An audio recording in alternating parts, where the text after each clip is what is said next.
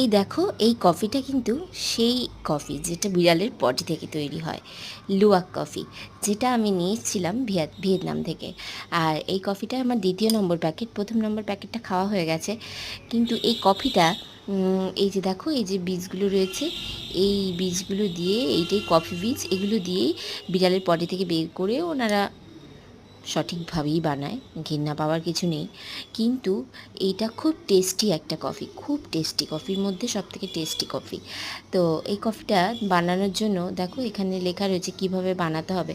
একটা কাপের মতো একটা মেশিন টাইপের, মেশিন না, একটা কাপ জাতীয় একটা জিনিস, যে জিনিসটার মধ্যে বানাতে হবে, কীভাবে বানাতে হবে সেটা আমার কাছে আছে। এই দেখো, এই জিনিসটা আমার কাছে আছে, এটা আমি ভিয়েতনাম থেকেই নিয়ে এসেছিলাম।